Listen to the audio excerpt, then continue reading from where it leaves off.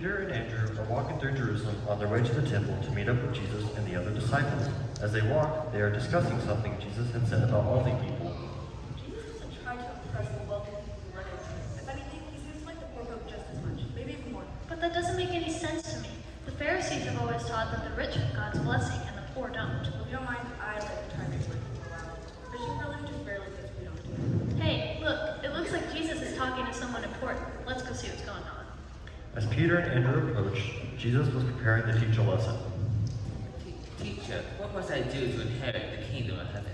Why do you call me good? Only God is truly good. But to answer your question, you must follow the 10 Commandments. You must not murder, you must not steal, you must not testify falsely, and you must honor your father and your mother. I have done all these things ever since I was a weed with the lad. As have I. Even better than this, nobleman. But there is still one thing you have not done. Go and sell all your possessions to the poor, and you will have treasure in heaven. Then come follow me.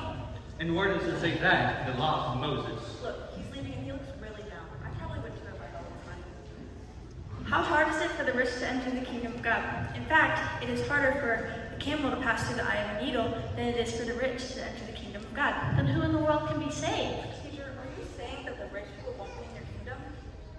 That's not what he said. What's impossible for people is possible for God. People who trust in money to bring them happiness and joy in this lifetime will always be disappointed. That sounds like blasphemy. Yes, and I assure you that anyone who has left their wife, their husband, their children, or any family for the sake of the kingdom of God will be repaid many times in the world to come.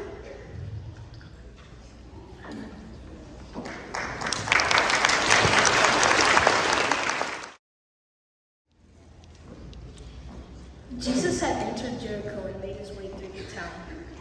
Zacchaeus was the chief tax collector in the region and had become very rich. He wanted to see Jesus, but he was too short to see over the crowd. I can just get to this crowd. I can get a good look at Jesus. Hey, Shorty, beat it. This is my spot. What makes you think Jesus would want to see you anyways? Tax collectors are the scum of the earth. There's got to be a place where I can get ahead of the crowd to see this miracle worker. Come get your fresh bread, 3 loaves for 1 denarius. It's the best price in Jerusalem. I need to get some of that fresh bread before it sells out. So Zacchaeus ran and climbed a sycamore fig tree beside the road, for Jesus was going to pass that way. When Jesus had passed by, he looked up at Zacchaeus and called him by name. Zacchaeus, quick, come down. I'm going to be a guest at your home today. Jesus, come this way. My house is just a short walk.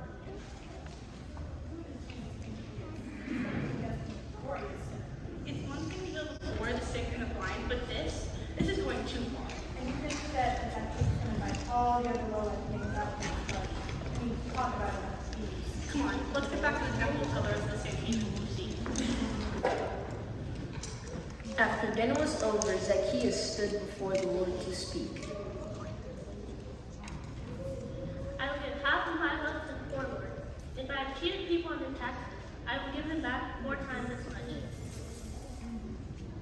Yeah, I bet he will. This is a man who's gotten rich from stealing from the Jews, using the authority of the Romans. He's just trying to impress Jesus. He won't get back anything. Salvation has come